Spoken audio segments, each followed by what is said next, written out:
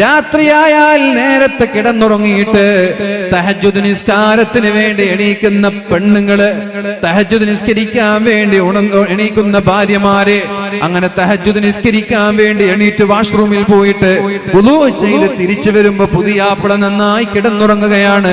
ആ പുതിയാപ്പിളയുടെ മുഖത്തേക്ക് തന്റെ കയ്യിലുണ്ടായിരുന്ന വെള്ളം കുടഞ്ഞ് തന്റെ ഭർത്താവിനെ തഹജ്ജുദ് നിസ്കരിക്കാൻ പ്രേരിപ്പിക്കുകയും എന്നിട്ട് രണ്ടുപേരും ഒന്നിച്ച് നിസ്കരിക്കുന്ന ഒരു കുടുംബമാണെങ്കിൽ അവരുടെ ദാമ്പത്യ ജീവിതം മനോഹരമായിരിക്കുമെന്ന് പരിശുദ്ധ റസൂലുള്ളാഹ് റഹിമല്ലാഹു ഇംറഅൻ, അല്ലാഹുവിന്റെ റഹ്മത്ത് ആ കുടുംബത്തിൽ ഉണ്ടാകുമെന്നാ പറഞ്ഞത്.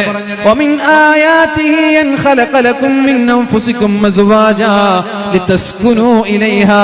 അല്ലാഹു തആല നിങ്ങളോട് കല്യാണം കഴിക്കാൻ പറഞ്ഞത് സമാധാനം ഉണ്ടാവാനാണ്.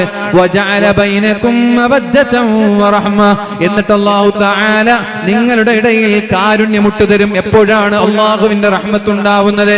എന്തുകൊണ്ടാണ് നമ്മുടെ ദാമ്പത്യ ജീവിതം മനോഹരമാവാതെ പോകുന്നത്? എപ്പോഴും തർക്കങ്ങളാണ്, എപ്പോഴും പ്രശ്നങ്ങളാണ്, ഡിവേഴ്സും അതുപോലെ വിവാഹമോചനങ്ങളുടെ ചർച്ചകളാണ്. പ്രിയപ്പെട്ടവരെ, എന്തേ സമാധാനമുള്ള ജീവിതം നമ്മൾക്ക് ലഭിക്കാത്തത്? അതിന്റെ പ്രധാനപ്പെട്ട കാരണം അള്ളാഹുവിന്റെ ഖുർആനിൽ നിന്ന് നമ്മൾ അകന്നു എന്നത് തന്നെയാണ്. രാവിലെയായാൽ രണ്ടുപേരും എണീറ്റ് നിന്ന് പരിശുദ്ധമായ ഖുർആൻ ഓതിയാൽ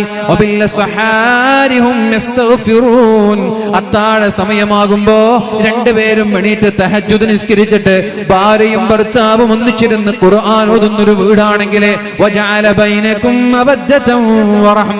ആ വീട്ടിലേക്ക് അല്ലാഹു റഹ്മത്ത് ചൊരിയും, ആ വീട്ടിലേക്ക് അല്ലാഹു കാരുണ്യം ചൊരിയും. പ്രിയപ്പെട്ടവരെ, ആ വീട്ടിലെപ്പോഴും സന്തോഷമായിരിക്കും, പിണക്കങ്ങൾ ഉണ്ടാവൂല.